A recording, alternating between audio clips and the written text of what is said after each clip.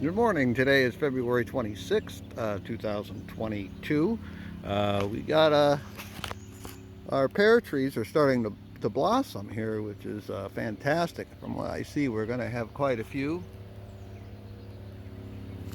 And that one's coming out. Had a lot more here forming.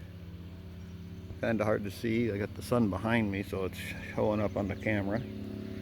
Nice buds forming here. This is a hood pear.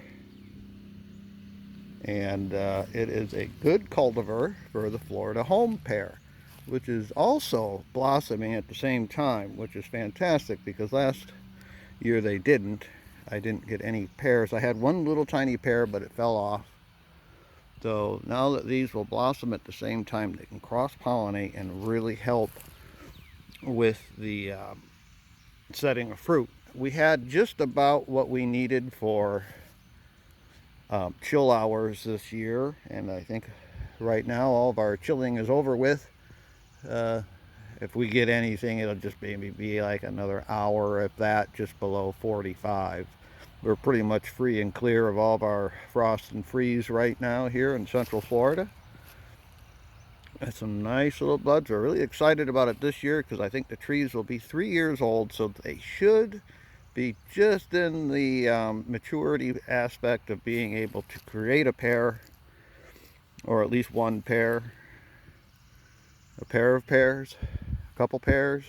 That would be nice. But we have a lot more buds forming now this year than we did the last few years, so we'll have a lot more chances here to pollinate and get a pear. Follow along here on our journey with pears. Like I said, this was the Florida home. We planted them about 3 years ago. This will be like the third year, I believe. So about the time that the baby was born, and she'll be 3 in October, so I think I planted them in the spring of that year. So follow along. Go ahead and subscribe to keep updates here going so that you can, maybe you'll want to be able to get around to growing some pears for yourself. There was my parents had a pear tree, and the neighbor down the road had a pear tree, but they all were really old by the time they got them, and the trees died. But they grow really well here in Central Florida, at least these low chill cultivars. So if you have any questions, go ahead and leave it in the comments and I'll answer them. And like I said, go ahead and subscribe so you can keep updates on the Florida farm. Thanks.